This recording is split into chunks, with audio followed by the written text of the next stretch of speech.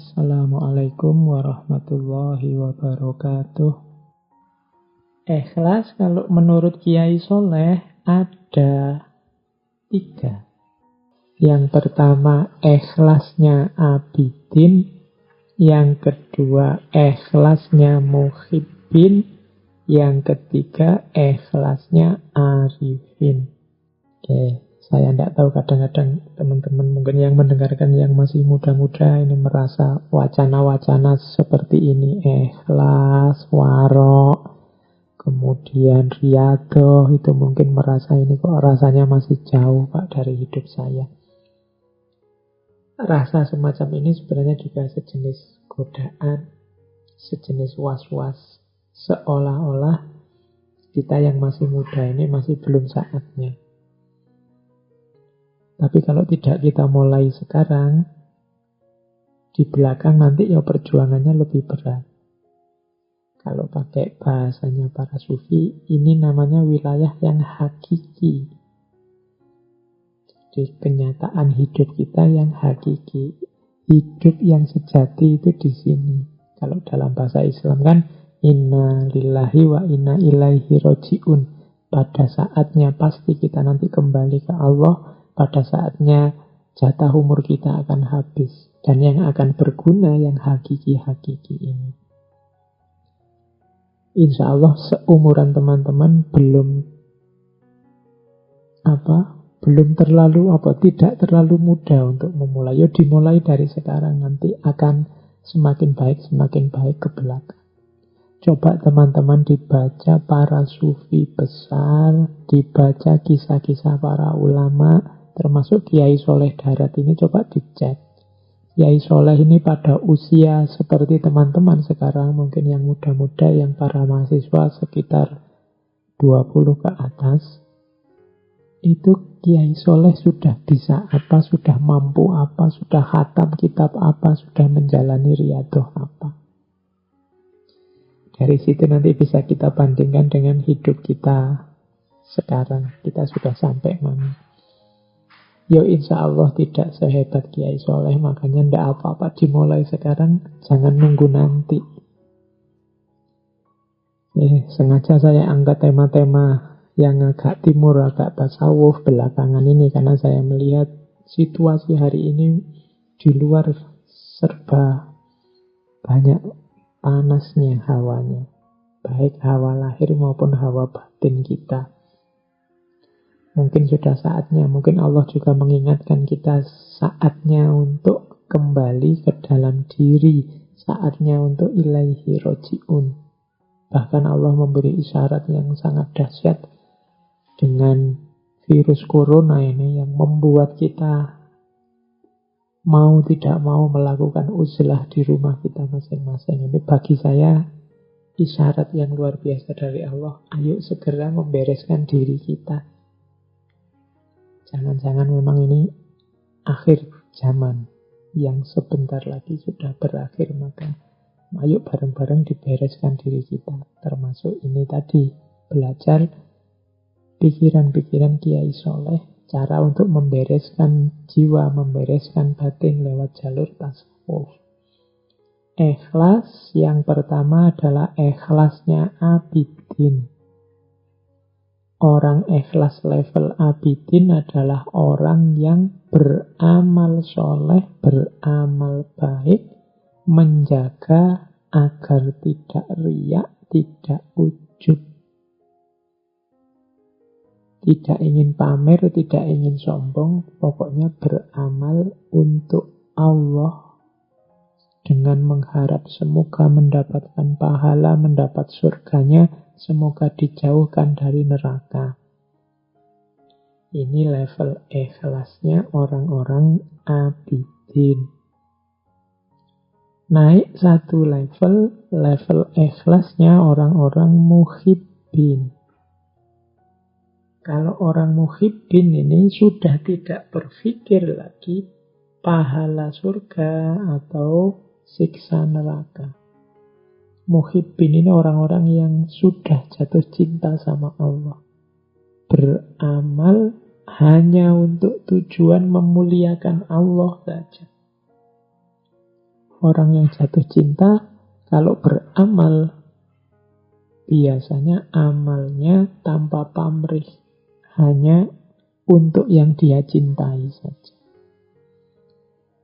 Kalau kita beribadah pada Allah, karena kita cinta pada Allah, tidak menunggu pahala, tidak sekedar berlindung dari siksa, kita sudah ikhlas di level 2, level muhibbin. Ada ikhlas di level paling tinggi. Kalau ikhlas di level paling tinggi ini, ikhlasnya orang-orang arifin.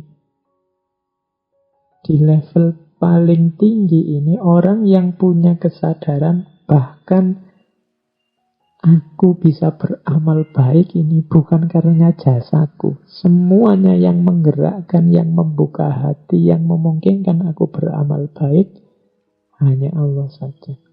Aku tidak punya daya, tidak punya upaya, tidak punya kehendak. Semua yang mengatur semua ini adalah Allah saja. Jadi ikhlasnya orang arifin. Kalau yang muhibbin tadi, masih ada rasa aku mempersembahkan semuanya untuk Allah. Ini kan masih ada akunya yang berusaha. Tapi level arifin, bahkan yang aku lakukan ini hakikatnya pemberian Allah juga. Jadi aku tidak punya jasa sama sekali apapun. Nah, ini level orang arifin. Punya kesadaran bahwa yang membuat aku bergerak dan membuat aku diam itu ya Allah.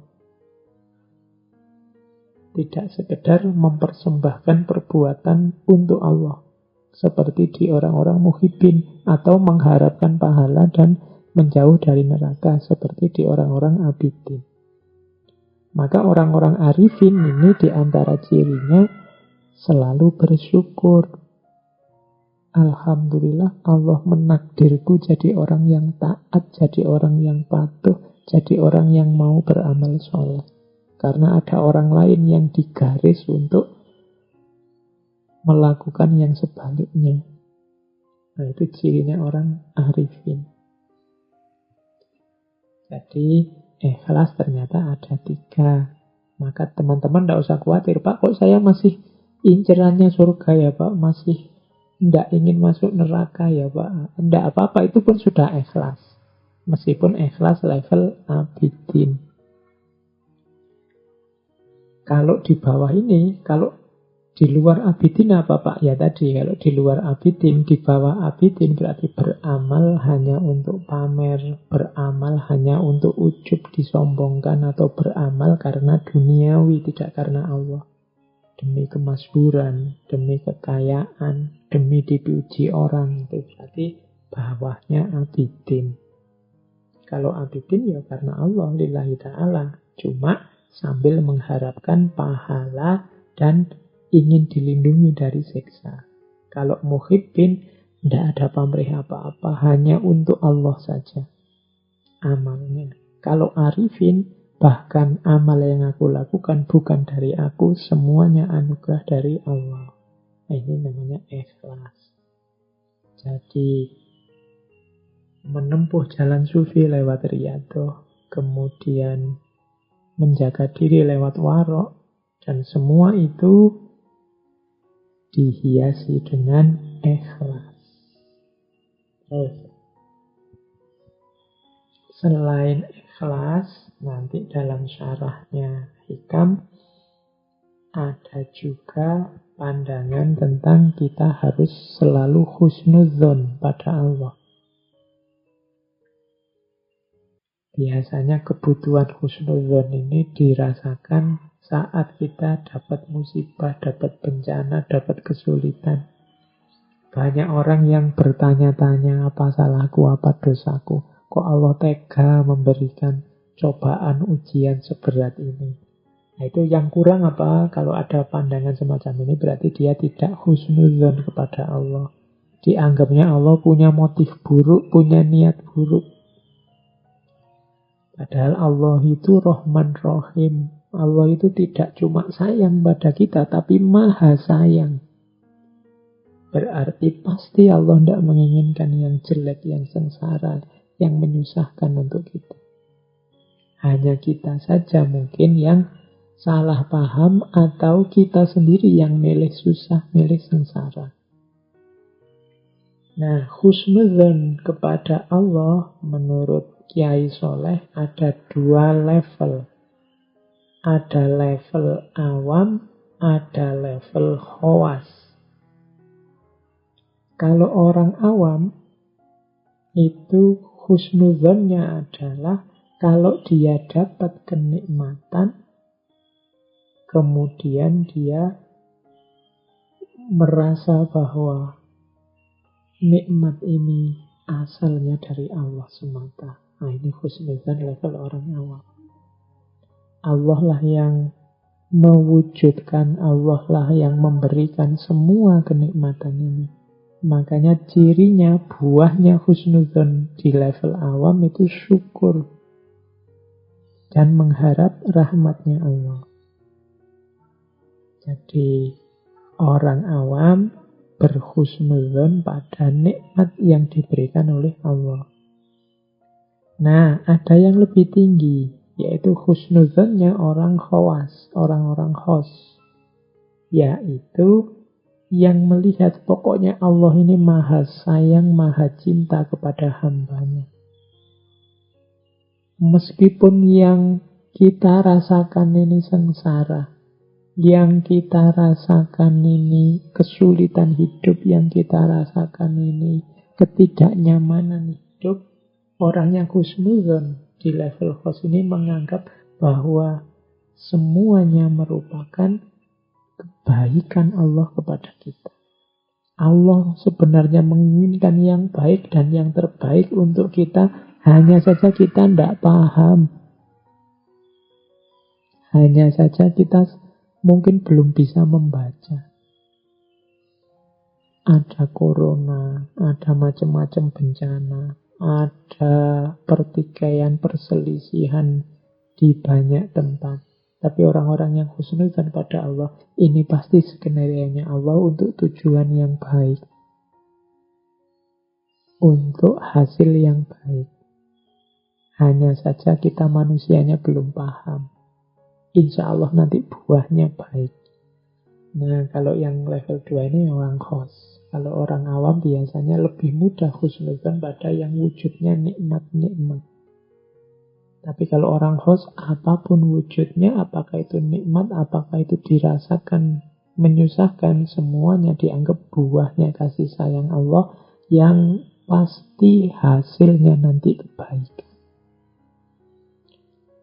Kalau tadi yang orang awam melahirkan syukur nikmat, kalau yang husnudzonnya orang khos melahirkan rasa cinta, rasa percaya, rasa tawakal kepada Allah. Orang yang husnudzon itu enak, tidak mudah mengeluh, tidak mudah susah. Ada orang maki-maki dia, kalau dibaca husnudzon, itu orang ini ternyata perhatian padaku, ternyata dia juga sayang padaku, makanya dia sebut kesalahan-kesalahanku sehingga semoga besok aku bisa memperbaiki. Ini perspektif husnudzon. Kalau orang perspektifnya suudzon, bahkan orang ngomong baik sekalipun dicurigai. Wah, jangan-jangan orang ini muji-muji aku, tapi nanti di belakangku menjelek-jelekan aku, atau membuat aku terlena sehingga nanti dia bisa ngalahkan aku. Atau sebenarnya dia iri sebenarnya. Cuma itu basa-basi saja.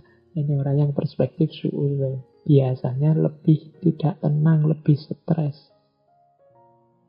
Apalagi kalau suudzon pada Allah, suudzon pada manusia aja membuat kita galau luar biasa. Kalau kita suudzon pada Allah, lebih galau lagi, karena tidak mungkin kita bisa mengalahkan Allah.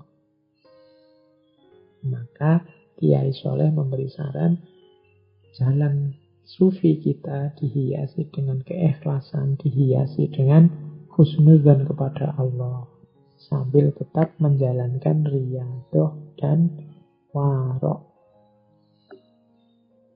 Oke, nah ini ada beberapa tips dari Sarah Al-Hikam. Bagaimana kalau kita mengalami kesulitan tadi loh Pak? Saya sih pinginnya husnudzon, tapi kok hidup ini rasanya berat. doa saya itu loh, kalau tidak dikabul-kabulkan sih oleh Allah. Nah, nanti dalam syarah hikam ini Kiai Soleh mengajarkan begini. Ketika engkau meminta satu perkara dunia, lalu Allah tidak mengabulkannya, hatimu menjadi susah. Itu disebabkan karena engkau tidak memahami kehendaknya Allah. Jika engkau paham, engkau akan bahagia. Tenangkan dirimu saat permintaanmu tidak dikabulkan.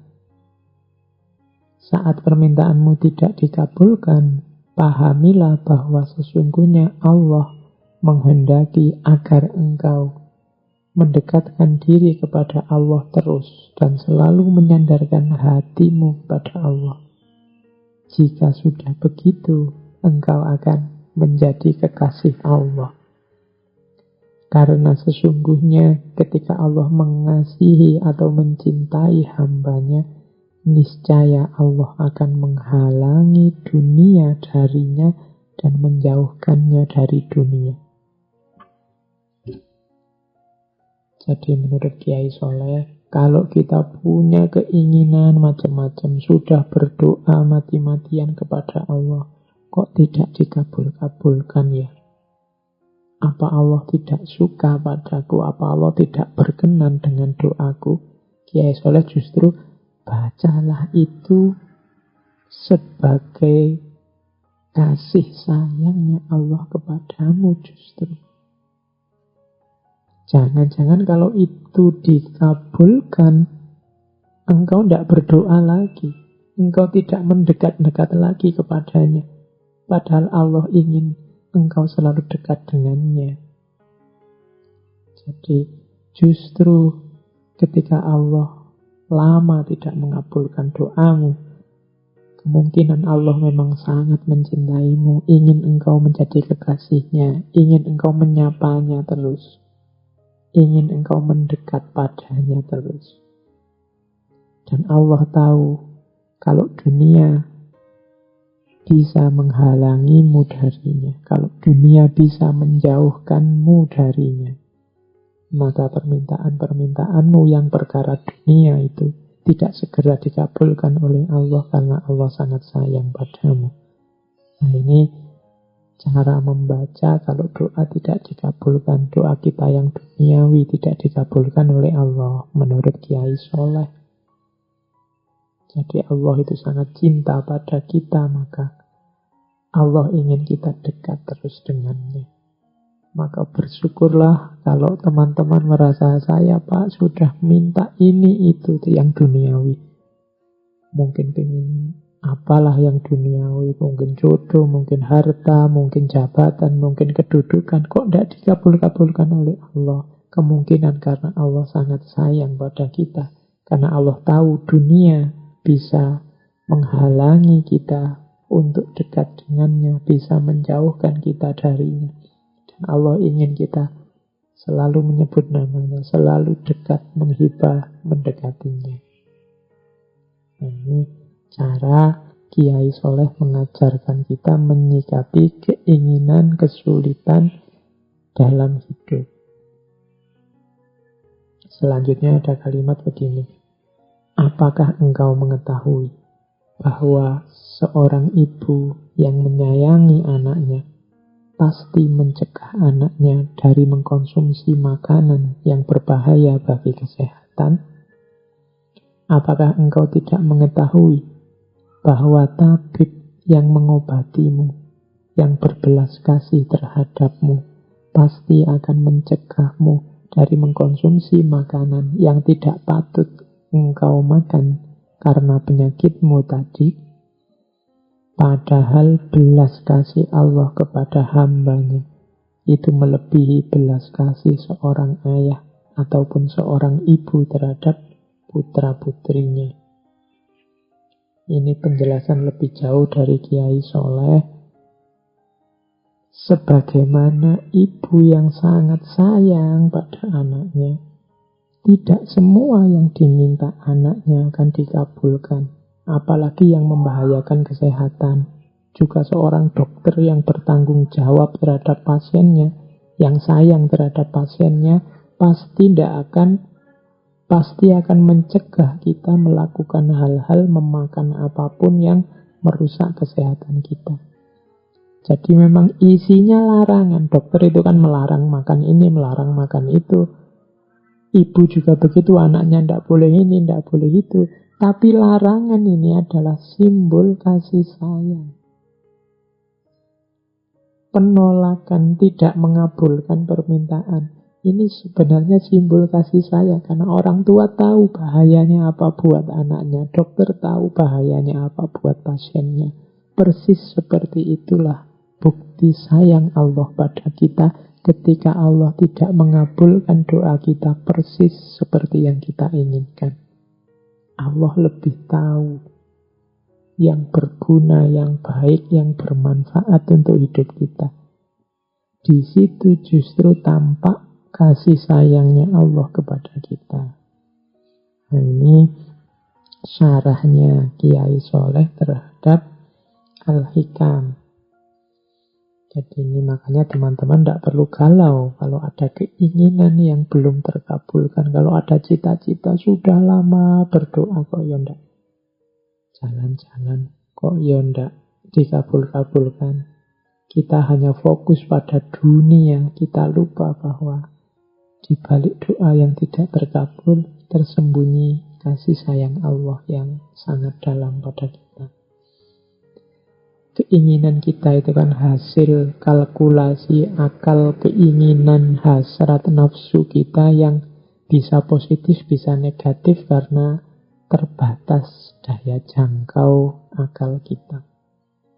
Tapi kalau Allah pasti tahu sampai detail, sampai mana manfaat dan mudorotnya untuk hidup kita. Jadi kadang-kadang memang sama Allah ya tidak dikabulkan 100% begitu saja.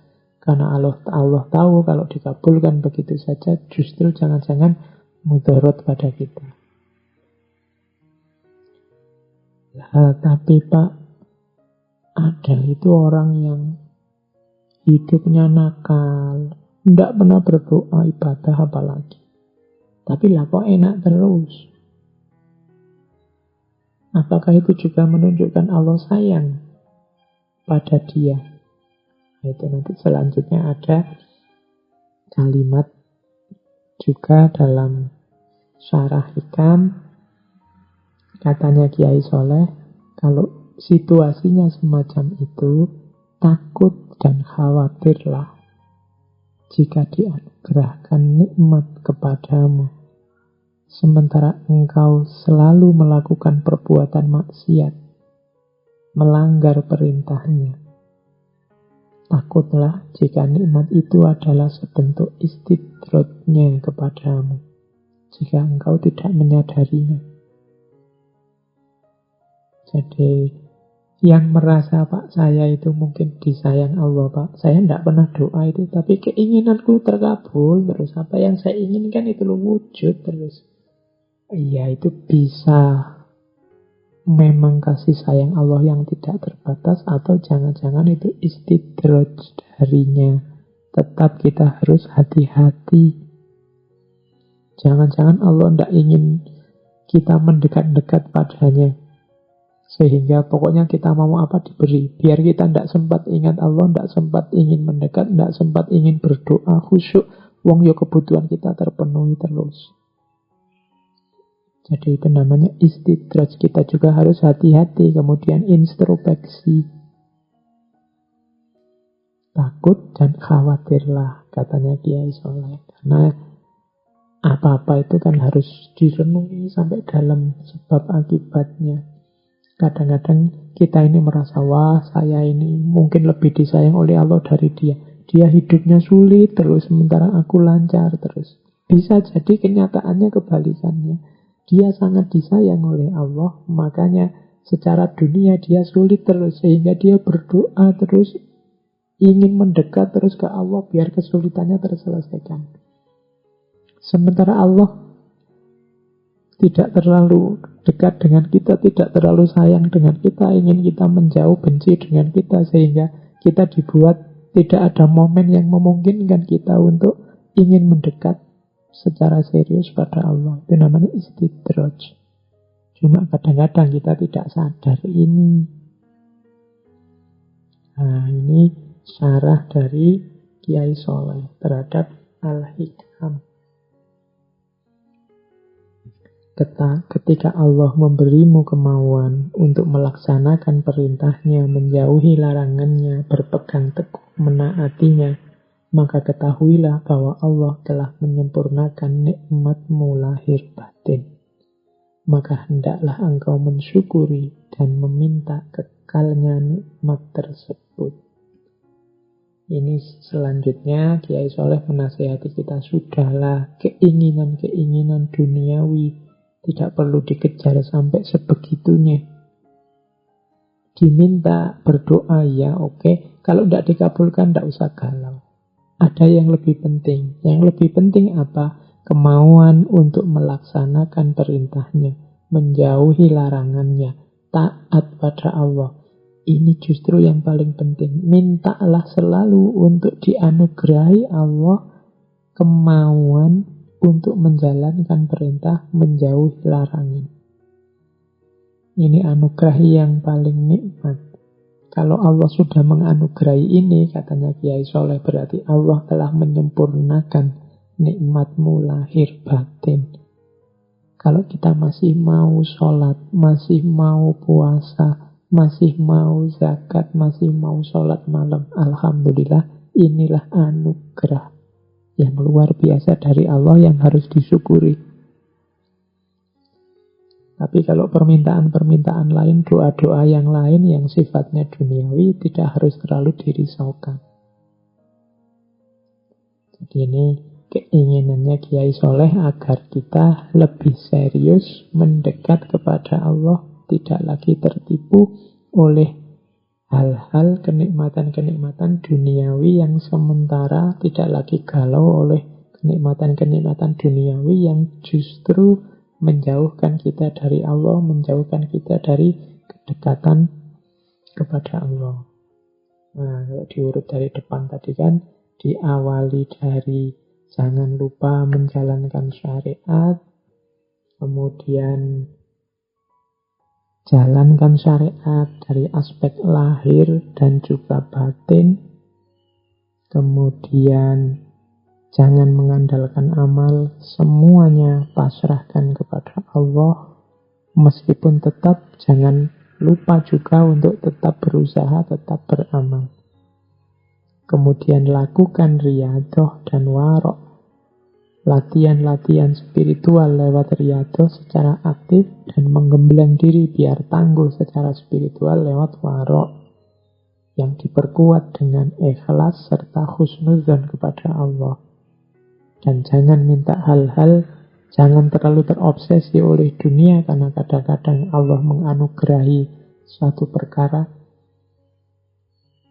yang kita inginkan justru membuat kita semakin jauh darinya. Dibandingkan kalau tidak segera dikabulkan, kita semakin serius, kita semakin ingin dekat dengannya. Kadang-kadang tidak terkabulnya doa menjadi isyarat bahwa Allah sangat sayang pada kita, ingin selalu dekat dan mendengarkan keluh kesah kita.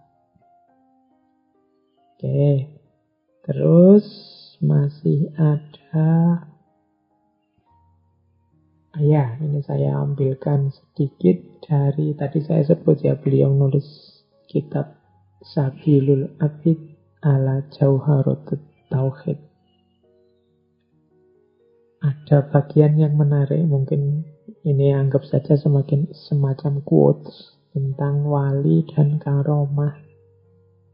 Orang-orang yang dicintai Allah itu kan kadang-kadang diberi karomah-karomah, kemampuan-kemampuan luar biasa. Saya melihat ada beberapa yang agak skeptis tentang fenomena karomah ini. Hal-hal luar biasa yang dilakukan oleh para kekasih Allah. Ada yang bilang Nabi aja tidak begitu. Para sahabat juga tidak begitu. Nah, dalam Sabilul Abid ini, Kiai Soleh menjelaskan Kenapa zaman akhir para wali banyak kelihatan karomahnya? Dan kenapa zaman sahabat dan tabi'in tidak seperti itu? Kiai Soleh menjelaskan begini. Karena manusia di akhir zaman ini dhaif keyakinan agamanya, maka mereka didampingi oleh para wali dengan karomahnya, agar semakin kuat keyakinan agamanya dan patuh kepada orang soleh. Semoga dengan demikian generasi zaman akhir tidak mudah menghina para orang-orang soleh. Berbeda dengan orang-orang zaman al-awwalin, periode sahabat dan tabi'in, yang dalam hidupnya masih sangat kuat keyakinannya kepada orang-orang soleh. Sehingga karomah para wali tidak terlalu penting diperlihatkan. Apalagi zaman sahabat, di mana Rasulullah masih hidup bersama mereka. Ini salah satu petikan dari kitab Sabilul Abid yang menjelaskan kalau ada orang tanya, para sahabat itu tidak punya karomah aneh-aneh, tidak seperti para wali tertentu yang kita baca kemarin-kemarin kan waktu kajian-kajian sufi kan banyak karomah-karomah para sufi ini. Kiai Soleh juga dikenal banyak cerita-cerita karomah tentang beliau. Suatu ketika beliau itu pernah jalan kaki menuju Semarang. Tiba-tiba ada Belanda bawa mobil lewat, nyalip beliau. Tapi begitu menyalip beliau, mobilnya mogok, macet, tidak bisa jalan. Nah, kemudian berjalanlah Kiai Soleh nyalip mobil itu. Kalau sudah disalip oleh Kiai Soleh, mobil ini bisa jalan lagi. Tapi begitu mobil ini nyalip Kiai Soleh lagi, mati lagi. Lama-lama Belanda yang lewat ini sadar, wah ini ada beliau, ini jangan-jangan karena karomahnya orang yang jalan itu. Akhirnya sama Belanda, Kiai Soleh dibarengi terus jalan. Akhirnya mobilnya tidak mogok lagi. Itu contoh karomah. Suatu ketika juga ada cerita Belanda yang ingin nyogok Kiai Soleh karena mungkin ingin mendekati Kiai Soleh karena beliau kan orang yang pengikutnya banyak, berpengaruh, santrinya banyak. Jadi Belanda ini membawa uang banyak kepada Kiai Soleh biar Kiai Soleh mau kompromi dengan Belanda. Wah, waktu tiba-tiba para Belanda ini mengeluarkan uangnya, Kiai Soleh terus marah. Terus dia mengambil sebongkah batu di hadapan orang-orang Belanda itu. Begitu batu itu diambil, ceritanya berubah menjadi emas. Nah, orang Belanda itu terus menjadi tidak berani lagi untuk menyogok Kiai Soleh. Ya meskipun ceritanya setelah memperlihatkan karomah ini, Kiai Soleh juga menyesal. Beliau sering menangis kalau mengingat cerita-cerita yang semacam ini. Tapi ini menunjukkan bahwa ya memang kadang-kadang Allah memberikan karomah pada orang-orang yang dicintai, pada para wali. Kenapa sih kok di akhir zaman kadang-kadang malah lebih banyak cerita semacam itu dibandingkan zaman sahabat apa tabi'in dulu? Jawabannya Kiai Soleh ya karena orang hari ini itu imannya lebih lemah, lebih butuh bukti lebih kuat, sehingga orang lain tertarik. Sehingga para wali, para ulama ini dipercaya. Maka Allah mengizinkan mereka mendapatkan karomah-karomah tertentu. Beda dengan zaman sahabat atau tabi'in, mereka imannya masih sangat kuat, masih tidak butuh karomah-karomah, apalagi zaman Kanjeng Nabi. Kanjeng Nabi masih hidup. Meskipun ada beberapa mukjizat Kanjeng Nabi, tapi kan tidak Kalau versinya di kitab Sabilul Abi tidak sebanyak belakangan ini, ada macam-macam karomah-karomah. Itu bukan karena para walinya, tapi mempertimbangkan kelemahan keimanan kita yang menuntut bukti macam-macam. Bahkan kadang-kadang teman-teman ini yang belajar, yang tertarik dengan sufi, dengan tasawuf kan karena karomah-karomah itu, apalagi yang masih muda-muda. Ingin bisa jalan di atas air lah, ingin bisa macam-macam. Itu kan yang menarik anak-anak muda, sehingga suka dengan tasawuf. Bisa membaca masa depan lah, bisa membuat orang gentar lah. Jadi membayangkan karomah-karomah semacam itu sehingga tertarik meniti batin menuju ke dalam diri.